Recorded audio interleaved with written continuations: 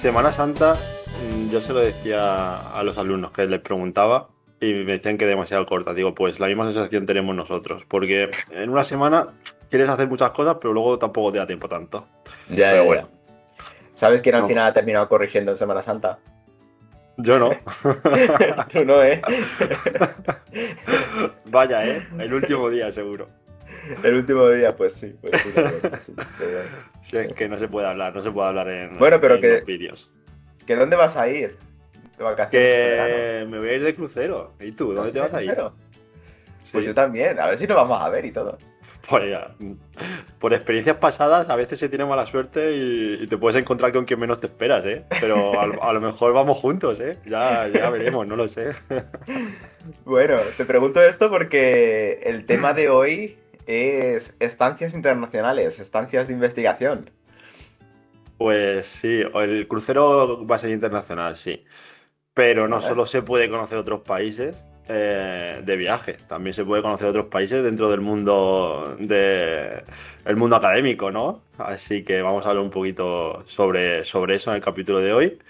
Y damos la bienvenida de nuevo a nuestros públicos, a nuestros oyentes, a un nuevo capítulo de Ciencia Espontánea.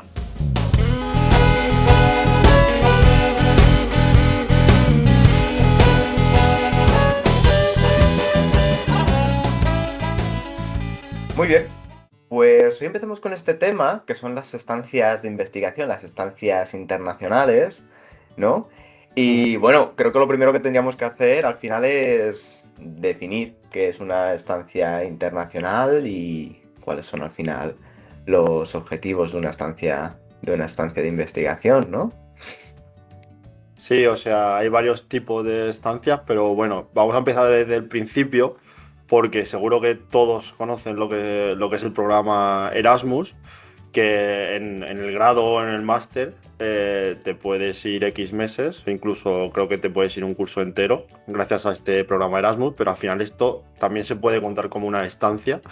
A lo mejor no de investigación, porque estás en el grado y no estás haciendo a lo mejor una tesis doctoral, pero al final, si hablamos de estancias, es ir a otro país, ¿no? X tiempo. Normalmente, a ver, lo mínimo tiene que ser más o menos un mes o así, y lo normal son unos 3 4 meses, ya dependiendo de las convocatorias que veremos a continuación. Ujú. Pero eso, ir a otro país, a un grupo de investigación en el que esté un poco ligado a lo que estás haciendo tú, informarte allí, ver cómo lo hacen, investigar con ellos, aprovechar el tiempo, hacer contactos, lógicamente. Ujú. También viene bien para mejorar el idioma, porque yo Ujú. las que he realizado también principalmente han sido para mejorar el inglés. Así que un poco ese cúmulo de cosas, ¿no? ¿No crees?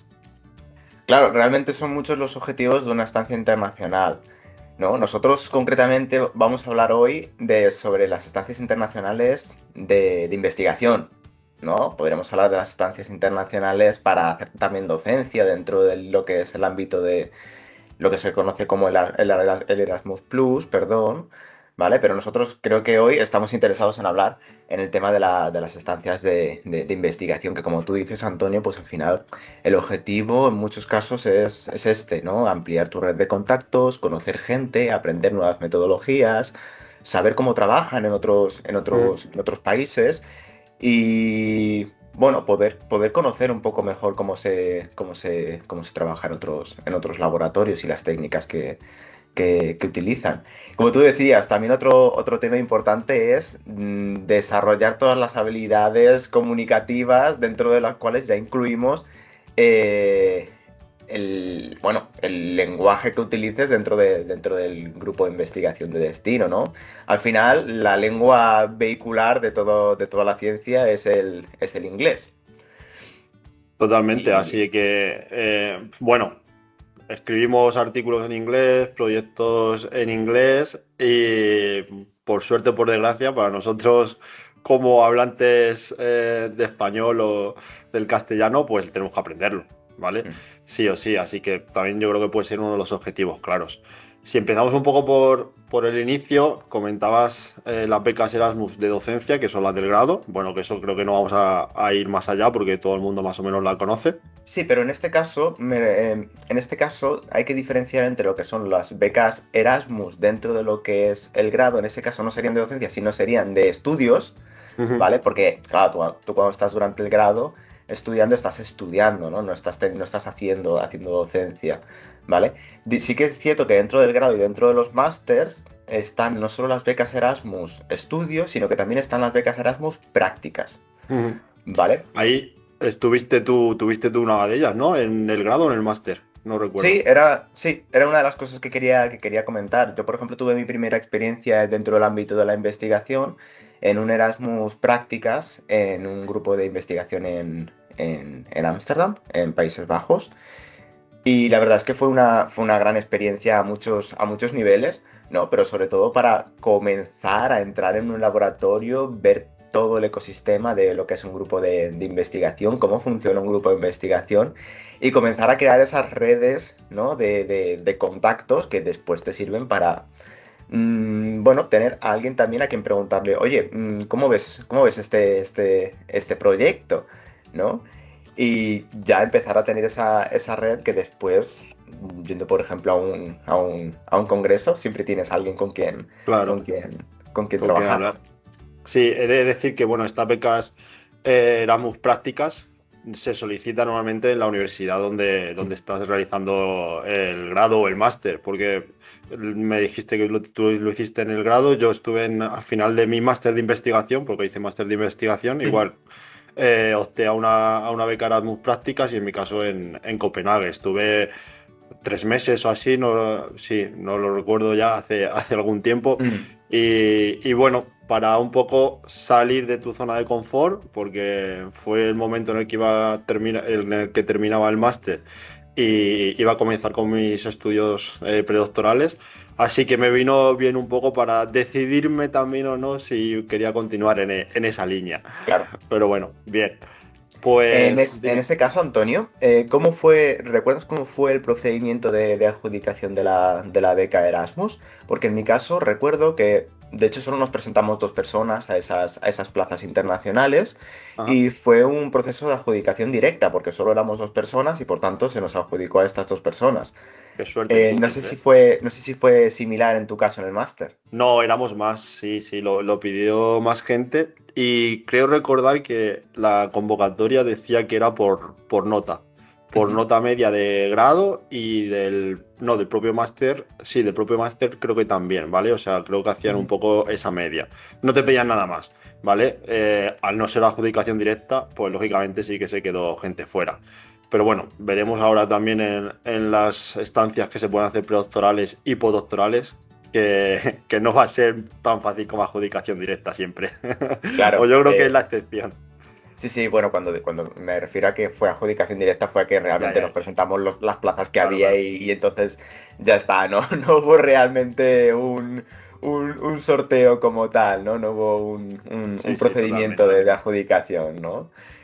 Pues un poco para saber que cuando estás realizando la carrera, el grado y el máster, pues sí que tienes esta opción de hacer estancias. No son meramente de investigación, lógicamente, son más de estudios, pero bueno, para que la gente lo conozca por si no lo sabe y puedan optar a ellas.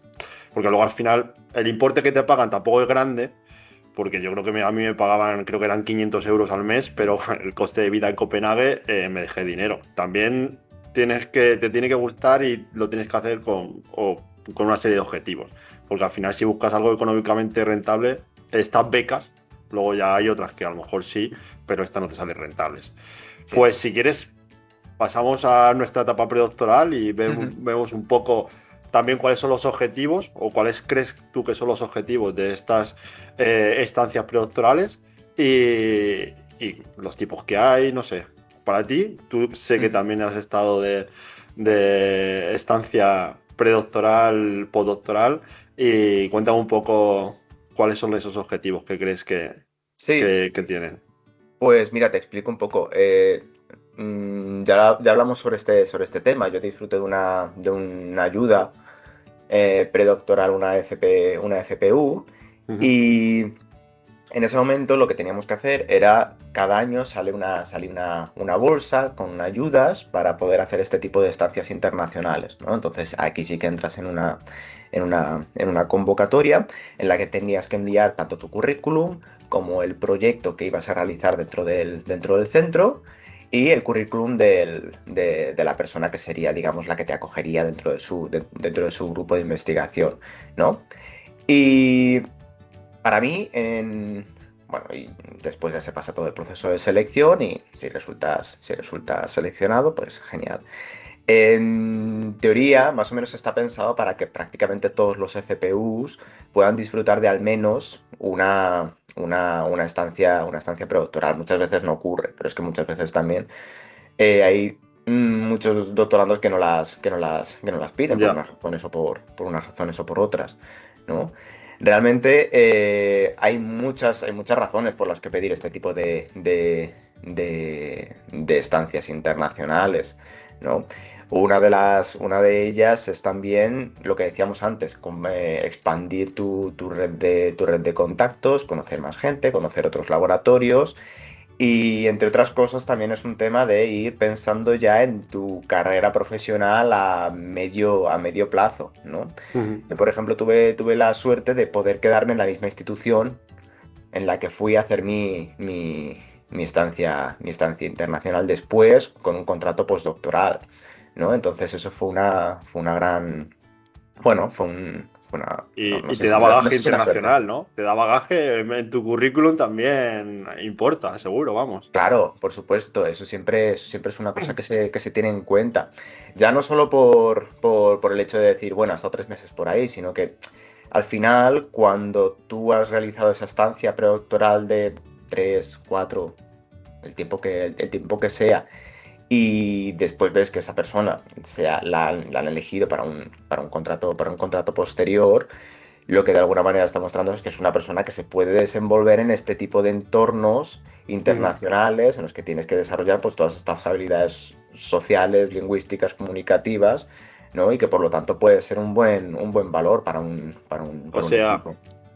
al final puede ser también una salida laboral. O sea, la gente no solo ve las estancias como me tengo que ir X tiempo, también para certificar a lo mejor que eh, quieres tener tu tesis doctoral con una mención internacional, que también es importante mencionarlo, valga la redundancia, que necesitas 3 meses mínimo fuera del país, en otra universidad, para que tu título de doctor tenga una mención internacional. Igual que Sí. cuando sacas el grado en ciencia del deporte tienes mención en salud, mención en rendimiento, que a lo mejor, bueno, es algo más específico, pues en el doctorado ocurre lo mismo.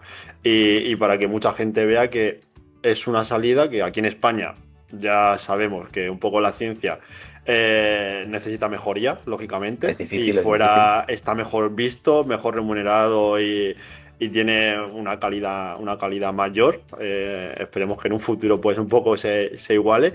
Y en tu Bueno, caso te sobre sirvió todo, para trabajar en un futuro también, claro. sobre todo diría que el problema es al final el tema de la estabilización, ¿no? Claro. Es decir, ¿tú puedes encontrar trabajo dentro del mundo científico después del doctorado? Sí, probablemente sí. Ahora, las condiciones probablemente no sean unas condiciones súper estables, ¿no? Y eso, pues a la larga también puede ser un problema, ¿no? Puede ser un factor bueno, que te queme. Sí. Entonces, como tú decías, lo de el hecho de poder tener también una mención internacional son puntos, es un valor añadido, ¿no?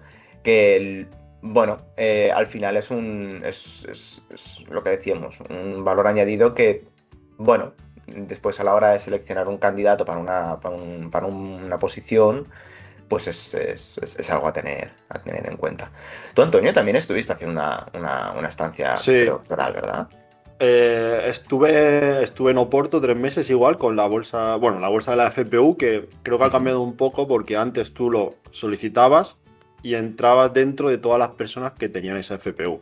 Y a ujú. partir de ahí pues ya hacían la baremación y tal. Creo que ahora en cada convocatoria tienes ya ese dinero, por así decirlo, y tú Ah, puedes, tú puedes irte. Tienes que solicitarlo igualmente, pero no hay tanta competitividad porque ya lo incluyen dentro de esa convocatoria. También decir que no solo FPU, tú puedes pedir tipo de estancias o convocatorias en organizaciones privadas, como puede ser el Santander, que hay muchas que salen, o diferentes organismos privados, ¿vale? O también son propias de cada universidad. Por ejemplo, donde yo estudié, pues todos los años, para las personas que no tenían un contrato FPU, pues sí que salía también una bolsa y optaban a ellas. Que no porque no tengas un contrato con la universidad o es el ministerio no puedes irte. ¿Es más complicado? Puede ser más complicado, pero también hay para ello. Y sí, yo estuve en Oporto y la verdad que bastante bien. Estuve en el inicio de mi etapa predoctoral, creo que fue el año y medio, ya un año y poco, algo así.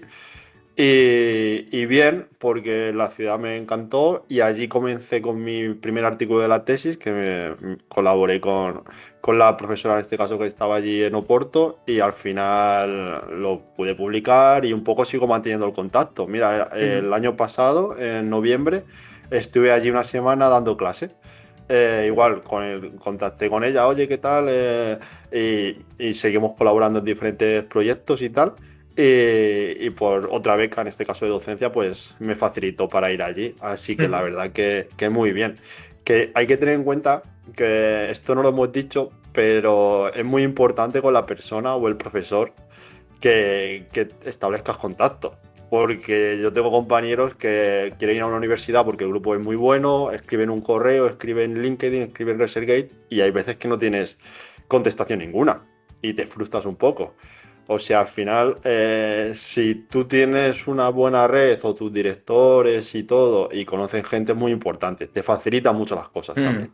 Que eso es muy importante y al final son cosas que no se ven a lo mejor y es mucho más importante que tener más publicaciones a la hora de que te la den. Sí. Porque también el currículum de esa persona puede ser muy bueno y te puede ayudar bastante.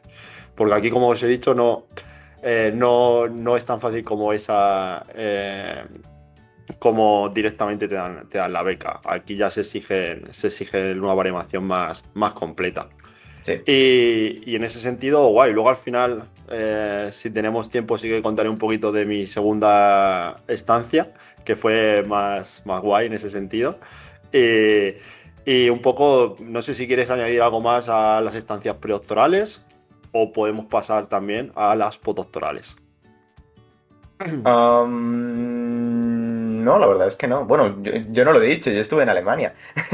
Claro, dilo, hombre, que para que se entere la gente por dónde nos movemos. Sí, estuve en una ciudad pequeñita llamada Darmstadt. Claro. ¿Vale? Al sureste de Alemania, al lado de Frankfurt. Mucho frío, seguro. Bueno, no más que en la meseta toledana. Ahí llevas razón.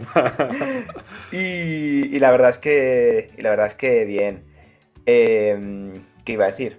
Claro, yo estuve también aparte durante una época un poco mala, ¿vale? ¿Sí? Porque estuve en una época en la que todavía teníamos los últimos coletazos del coronavirus. Del COVID, sí. Sí, entonces todavía estaban las cosas un poco cerradas, las posibilidades también de viajar allí dentro de aquella zona eran un poco, bueno, eran pequeñas, digamos. Entonces, bueno, también fue una época que creo que no llegué a aprovechar del todo en ese sentido. Bueno, pero circunstancias de la vida. Yo recuerdo que para Oporto lo solicité el año anterior, pero fue el COVID, fue el 2020. Y luego me fui en el verano del 21, creo, el año siguiente. Sí, o sea que también me condicionó. Pero bueno, ya lo miramos ahora con buenos ojos. Sí. Vale, pues si quieres, un poco de estancias predoctorales, pasamos también a estancias postdoctorales, que hay otras convocatorias, lógicamente. Hay varias que son principales, aunque también disponemos de Erasmus Plus, que las Erasmus Plus son más cortas. Creo que a lo mejor son de semanas, de un mes como mucho, no te dan tanta financiación. Y una cosa creo que se nos ha olvidado, la financiación de las convocatorias predoctorales. Hablábamos al inicio de las prácticas, que eran muy poco dinero. Aquí ya sí que te dan un poco más de dinero, creo que son 1.000 y algo, depende también del sitio donde te vayas, ¿vale? Al mes, lógicamente. Que aún así, pues los gastos pueden ser mayores o menores, pero sí que aumenta un poco también ese dinero que te dan. Y un poco hablando de las postdoctorales, pues bueno, tenemos la principal en en España a nivel nacional que se llama la José Castillejo, que tenemos dos modalidades. Una junior, que esto me hace gracia, porque junior, si tú miras la convocatoria, es para doctores que han defendido la tesis desde el 2014, ¿vale? Vale. O sea, que han pasado 12 años, que tú luchas con alguien que lleve 12 años siendo doctor, con el currículum que yo conlleva. Claro, sí, eso te da una imagen de cómo está el panorama científico actualmente en España, ¿no? Un junior es aquel que lleva 12 años siendo doctor. Sí.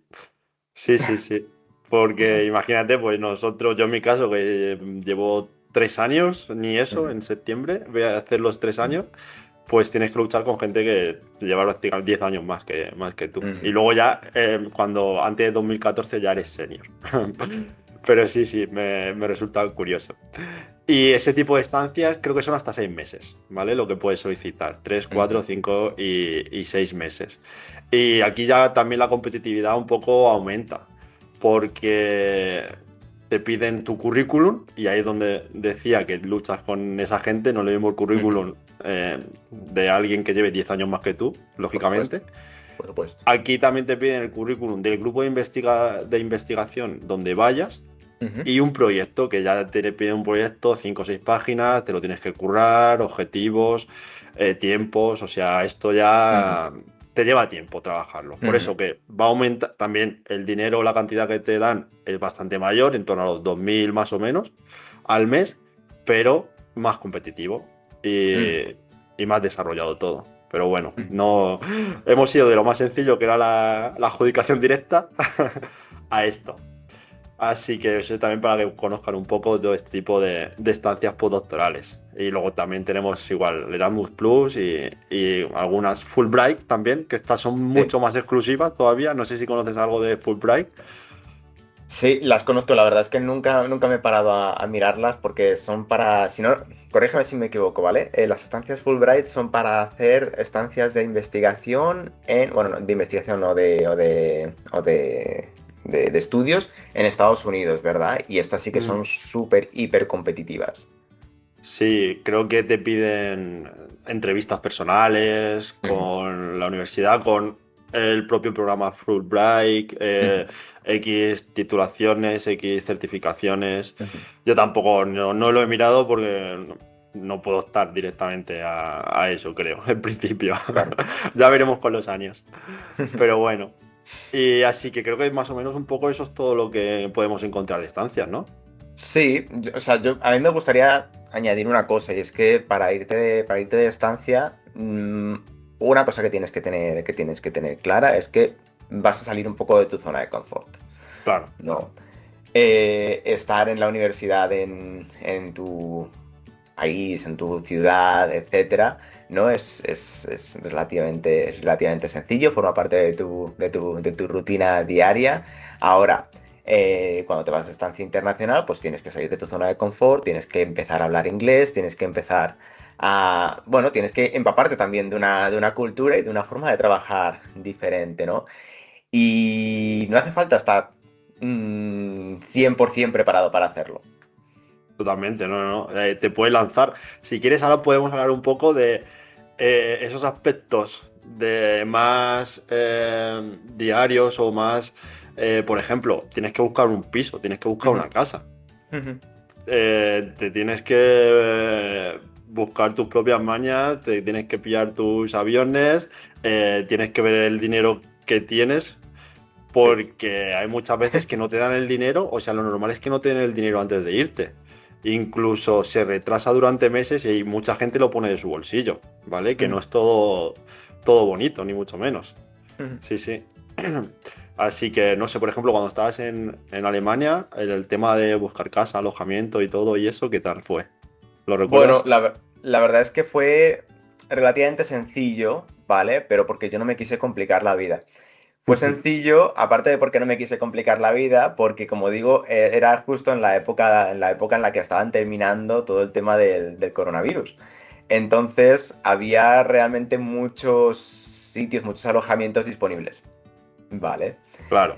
Entonces no tuve mucho problema en encontrar un piso a través de una plataforma que todos conocemos y que probablemente tengamos en la mente, pero de la cual, como no nos patrocina, pues no vamos a hacer anuncios. Bueno, yo iba a decir una red social que fue con la que en Oporto y luego la siguiente estancia que hice en Australia conocí a gente de aquí de España que nos llevamos las mismas fechas, que fue por Facebook. Hay muchos grupos en Facebook de españoles en tal o estancias de investigación en Sí. tal sitio. Y a mi compañero de Oporto, que era de Murcia, estuvimos los dos ahí en un piso y lo conocí en Facebook. Y a una chica que era de la Universidad de Málaga, estuve en Australia, que ahora íbamos a hablar un poco también de esas experiencias. Estuve allí 3 meses y la conocí por Facebook también y compartimos casa. Así que también viene bien un poco buscar por esos sitios. Sí, sí. Pero bueno, y entonces, ¿cómo definirías un poco las experiencias? Porque al final has estado 2 veces o has realizado 2 estancias. Positiva, ¿cambiarías algo? ¿Te ha venido bien de cara a tu investigación, a tu tesis? No sé, cuéntanos un poco esa experiencia. Y ya con esto vamos terminando y luego... Ostras, pues definitivamente. De hecho, dentro de lo que fue la primera estancia que hice dentro del grado, fue cuando ya decidí del todo el futuro de mi carrera investigadora, ¿no? O sea, ya tenía clarísimo que quería hacer un máster en investigación y Ajá. que quería seguir con el programa de doctorado. O sea, el ambiente que se respiraba en aquel grupo de investigación era un ambiente espectacular. ¿Vale? En el que dije, vale, yo quiero continuar por aquí, ¿no? Y después en la estancia durante el doctorado aprendí muchísimo, pero muchísimo, muchísimo, muchísimo. Sobre todo a desarrollar ciertas habilidades, ¿no? Que del programa en el que estaba de doctorado había intentado desarrollar, pero a lo mejor no había tenido gente que fuera tan experta en ese tema concreto, ¿no? Que es Ya. una cosa como muy, muy, muy, muy, muy, muy, muy nicho, ¿no? Y que estar allí fue como Te dan digamos, ese empujón, ¿no? Te dan ese Sí, pequeño exacto. empujón. Exacto, exacto, Ujú. porque allí ya puedes hablar con la gente de la cual has leído sus artículos, ¿no? Y entonces puedes preguntarle las dudas que estás teniendo sobre cómo programar esto, sobre cómo hacer lo Claro. otro, por qué tomaron esta decisión a la hora de hacer ese análisis, ¿no? Y eso fue súper, súper, súper valioso, ¿no? En tu caso, ¿cuáles fueron, digamos, los aprendizajes que trajiste? Bueno, o sea, yo hice una cuando acabé el máster, que fue la Ujú, de Copenhague, eh, otra al inicio del doctorado y otra al final del doctorado, ¿vale? O sea que un poco abarqué casi todos esos años de investigación ujú, predoctorales. Y la del Erasmus Práctica allí en Copenhague, bueno, estuve 3 meses, sí, desde agosto hasta septiembre, hasta octubre, no, hasta noviembre creo. Y bueno, fue para un poco ver cómo era todo, ¿vale? Porque yo conocía mi grupo de investigación de aquí de España, pero me sirvió también para abrir un poco los ojos y allí el método, la forma de trabajar era distinta. Aquí en España somos más cercanos. Allí era un poco más frío todo. Eso no me terminó de gustar. Cada uno estaba ahí en su sitio, enfrente del ordenador, y no era tan cercano ujú, como lo podía ver yo aquí con mis compañeros ujú, que tenía, bueno, y que sigo teniendo. Así que en ese sentido, bueno, fue distinto. Pero a la hora de ver instalaciones, de ver instrumentación, de conocer nueva metodología, la verdad que sí me sirvió de cara luego a ese doctorado. Y la segunda en Oporto, ahí súper bien. La verdad que también importa mucho ya con la persona que compartía casa y nos llevábamos muy bien. La universidad estaba muy bien, la profesora, como te digo, luego he seguido manteniendo la relación, me ayudó a esa primer paper. Luego la ciudad también me encantó porque, claro, estamos hablando solo de aspectos de trabajo, pero luego vives 3 meses allí, tienes que relacionarte, tienes que probar la comida, tienes que salir, tienes que viajar Mm. y todo. Y la verdad que Oporto sí, se ha convertido en una de mis ciudades favoritas. Y la tercera, que ya ahí un poco me lancé a la piscina, que estuve en Melbourne, en Australia. Y guay, fue un poco odisea, pero positiva. En plan, tienes que cruzar de todo el mundo. Y luego allí en la universidad, 3 meses, eso es otra historia. Tienen mucho más dinero, las instalaciones eran increíbles, todo nuevo. El profesor con el que estuve me ayudó a los 2 últimos papers de la tesis. La Ujú. verdad que muy bien. Y luego la experiencia fue fantástica. Aparte de lo meramente de investigación o de trabajo, el país es increíble. Tuve la suerte de estar viajando también un par de semanas, de hacer muchas cosas y espero volver en un futuro porque me quedó mucho por hacer. Pero te abre un poco el mundo de la gente ve la investigación como algo serio, como algo muy rutinario, académico, pero gracias a las estancias también conoces mucha gente. Yo conocí mucha gente también de otros países que estaba haciendo el doctorado y te da ese puntito de querer seguir avanzando también. A mí me da esa Ujú. sensación, ¿no? Gracias a las estancias te da ese empujón de quiero seguir en este ámbito, o eso me pasó a mí en mi etapa predoctoral. Ujú. Ahora en postdoctoral, pues bueno, ya veremos. Pero bueno, al final buenas experiencias dentro Ujú. de lo que cabe. Oye, Antonio, ¿y con el inglés qué tal? Ah, bueno, claro.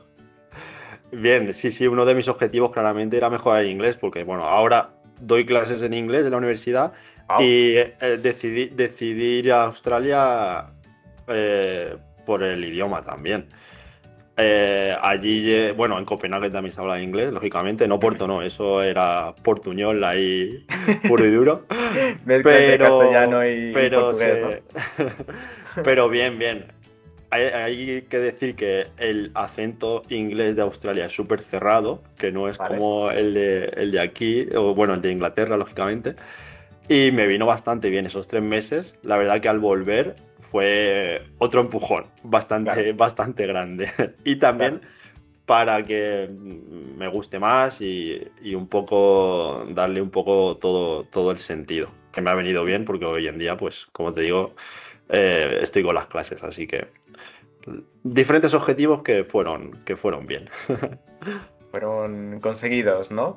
fueron conseguidos, poco a poco, con mucho esfuerzo, porque al final te vas a otra punta del mundo y claro, la gente también se preocupa, que dejas aquí a la familia, a los Siempre. amigos y vamos, ya lo sabes, por tu familia, por mi familia, que se preocupan, lógicamente. Pero bueno, al Ujú. final es por el bien nuestro.